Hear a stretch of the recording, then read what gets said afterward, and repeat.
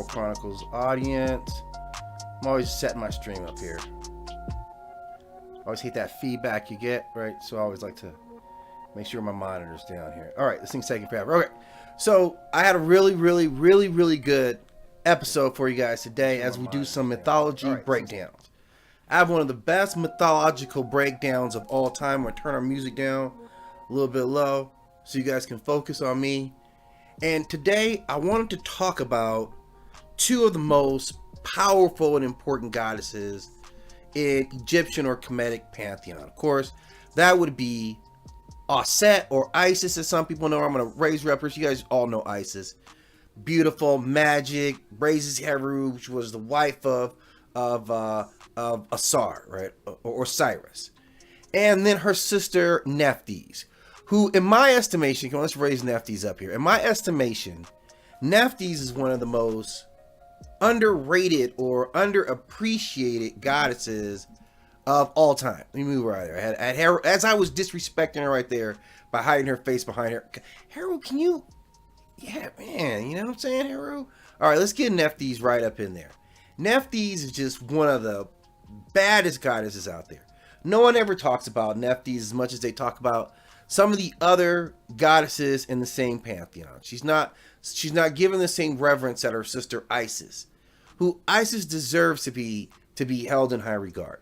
But these two together, these two incredible, powerful goddesses, were the first sister wives ever, and the most incredible set of wives that any god or human could ever imagine having. Right. So imagine your wife is Auset, and your other wife is the goddess Nepthys.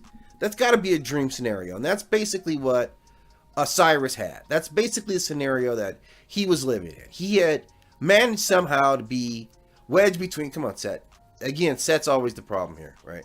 I'm gonna move you out of the way for a little while, Set. So this is Osiris. So we can see the triad here, right? We see Asar, we see Auset, we see Nepthys, the brothers, and they were all brother and sister. And originally, the way the myth is told is that there were four sets of kids. They were born to Ra, and they naturally paired up. Auset and Asar pairing up, and Nepthys was left to pair with Set. And the problem with Set is that, he generally had what we like to call professionally a bad attitude. That was typically the problem with Set. And he was also infertile. So Nepthys, being the kind of goddess that she was, she had a lot of love in her. She wasn't attracted to that. But she went off and she marries Set, and she's completely unhappy with him.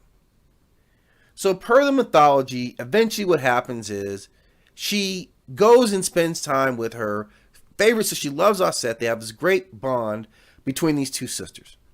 It's an incredible bond. So she goes to their house where she lives with her husband, who is Asar, who is, of course, his role has been a teacher to mankind, giving us sacred knowledge. And they're all hanging out, and I'm assuming at this time Asar and Auset probably only had a one-bedroom house. It was just them. They hadn't had any children at this time, or they're newlyweds. So Nepthys comes over. I'm not sure what the arrangement is, how this gets set up, but Nepthys also was very much in love with Osiris. And during this time when they were all together, he was with her as well. There's rumors that, she talked to Auset and said she wanted to have a child because Set was infertile and she needed something to love. But whatever the scenario, there's the love union here. It's actually these three here, because Auset is fine with it. This is her sister, and this is her husband, and this is like his wife. And of course, you can imagine if you're Set, how you might be particularly vexed about this scenario. And truthfully, Set was particularly vexed about this scenario. So after a time, he comes to look for his wife and takes his wife Nepthys back. And at this time, the damage is done. She's already pregnant. And for gods, like, these beings here, the children were born pretty much instantly. So at this time, she's already given birth to, or very shortly after, gives birth to basically a full-grown Anubis or Anpu, who would be very significant in the story as well later. And this is Anpu. Now this is Set's wife, but this is Osiris's or Asar's kid, which we already know who Set is. We understand the mythology of Set and how he's going to respond. So per the mythology, of course, Set is very upset and decides he's going to take revenge. There's no sweeter revenge than getting back to Asar. And who can really blame him at this point? So he takes his revenge, and if you've heard the story, he tricks. They have a big feast, they have a big party, and all the deities are there. And Set arrives, and he has this beautifully made casket that he says, "Hey, I'm gonna give whoever can fit this casket perfectly. I'm gonna give this casket to you." Or box is what he calls it, a box. He doesn't call it a casket, but we know what it is. So all of them try it, and Asar fits in there perfectly. And when Asar gets in, he instantly kills Asar. That's taking his revenge on Asar. No one can stop him. We have to remember that Seth is the most powerful as far as a warrior. He is the most powerful of all the Egyptian or the Kemetic deities, right? He's stronger than everyone. No one can dare challenge Set in a fight. You will lose. He is the ultimate warrior. And he gets Asar down, he tricks him, gets him down, does the whole dissection, really mutilates his body because he wants to destroy, his memories. Well, he doesn't want him to be remembered either.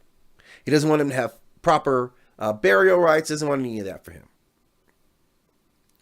So Auset, being who she is, being this incredibly determined and powerful goddess of her own, escapes and decides that she's going to resurrect her husband that she loves. And this is no small feat.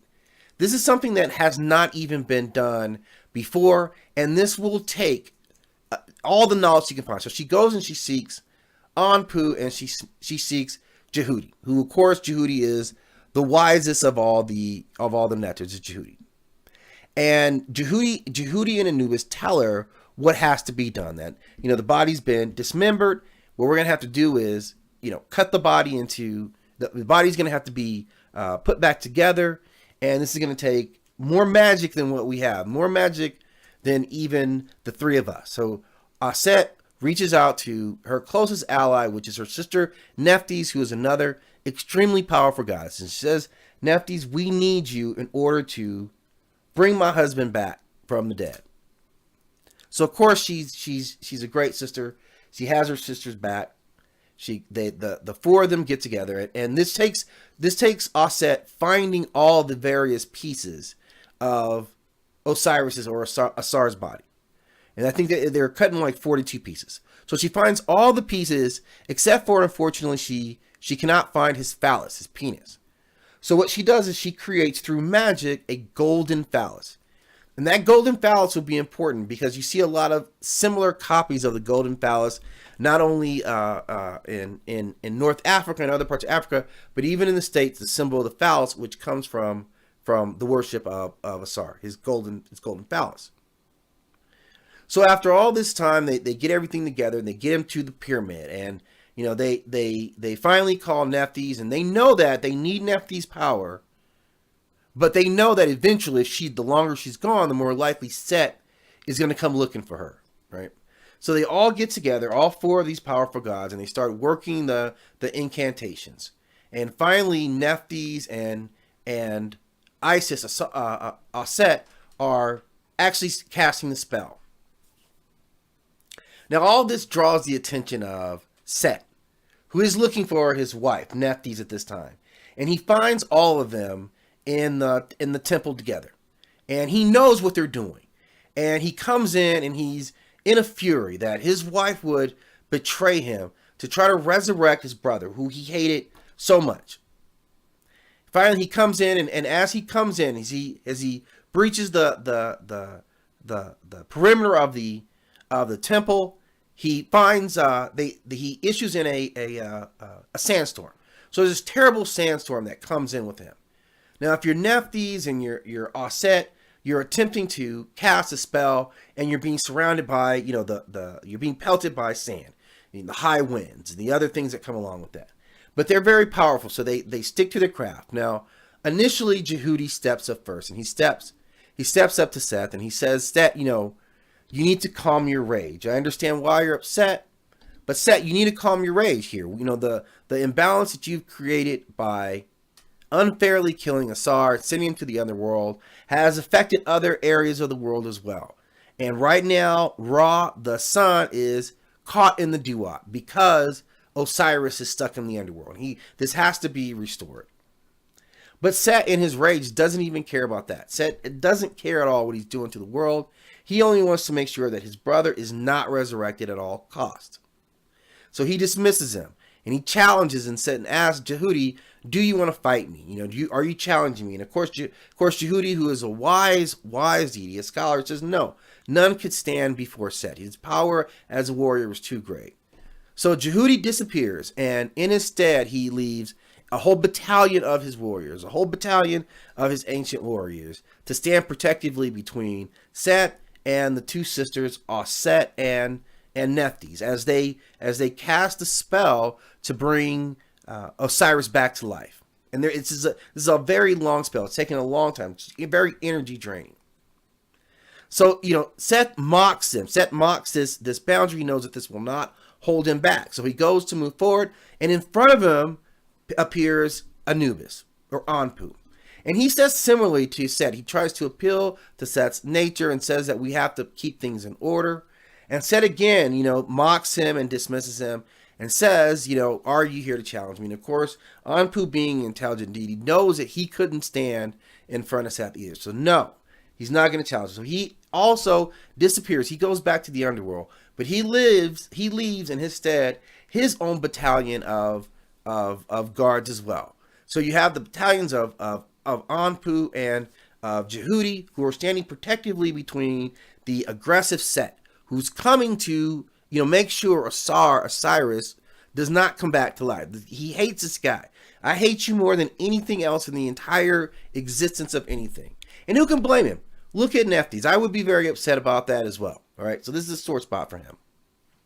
So the goddesses continue to work their magic, and they're putting all their energy. It takes so much of their power that finally Nepthys uses the last of her magic, channels the last of her magic at the time, her energy at the time, to give everything she has to completing the cell. And it's almost done. It's to the last stages. And she tells her sister, Auset, she says, "Auset, I've given all the magic that I can. We've healed him enough that now you can do this on your own.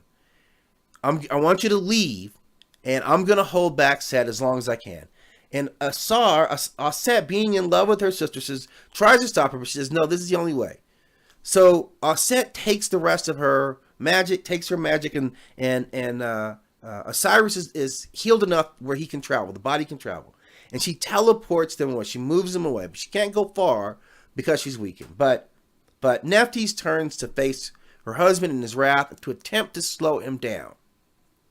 Meanwhile, on the other part of the temple, Auset is now trying to complete this final spell, bringing her husband back to life, and she manages to do this. He first just starts with very small movement, and then he becomes more animated, and finally he's fully back to life. But he is in a greatly reduced state because he will not be as powerful in this world as he was. He will now be in the afterworld because he's part of the underworld, the afterlife now, and that's where his greatest power would be. But Auset, who is joyous to see her husband, and reunites, and they share a kiss, which seems like eternity to them, finally says, "Look, we've never conceived a child, and we see what fate can do. We see what chaos can do in the form of our brother." And they take that moment, and with the golden phallus, they conceive their son, who is, of course, Heru, who you see I have up in the corner, be very important. So finally, Set, who gets past his sister, bursts into the chamber that they're in, and finds the two of them, and of course immediately draws his bloody sword, and he wants to kill Osiris again. And Osiris tells his wife, who is now pregnant, the now pregnant Isis, that she must flee.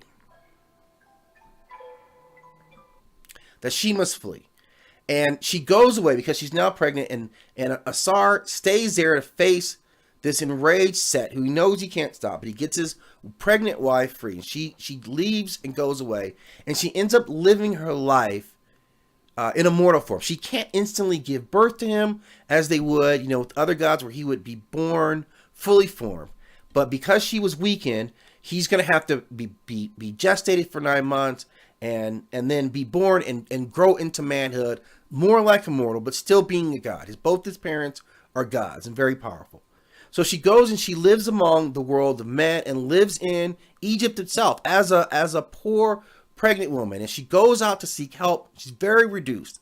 She's on the run. She's very weakened, and the people of Egypt turn her away. They don't give her, and they don't help this poor woman. But Auset never loses faith in people and continues to help as she can. But she needs a place to rest. She can't give birth. She can't raise her son. So finally, when she's starting to lose faith in herself, and this will be an important characteristic about Auset, is that as a goddess, she was the only one who was really challenged in this way, that faced possible defeat.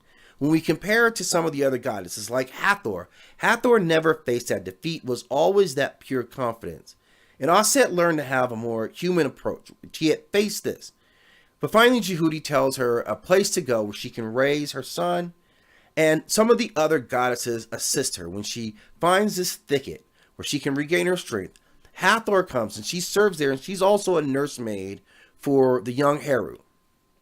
And the thing with Heru is, because of how he was born, he was going to be able to choose what his role would be in the world. He could choose what type of god that he was going to be. So finally, with the help of Hathor, she raises Heru, and he is finally into manhood. And he goes, and through a course of incredible battles over decades, Heru would challenge and ultimately defeat his uncle Set, who represented chaos in the kingdom and in their pantheon as well. And with Heru finally taking over, order is once again restored. But none of this takes place without the power of two incredibly powerful goddesses, Hathor among them. But this is a story of Nepthys and Auset, or Isis, who were the original and first sister wives, together two of the most powerful magical welders in the mythical world. And much respect should be given to the mythology and the legacy. And today we're just kind of having a breakdown on what these two deities happen to represent. So thank you for, again, stopping in our Chronicles, joining us live this time. And as always, we appreciate your support. Go watch some more videos. Make sure you like and subscribe.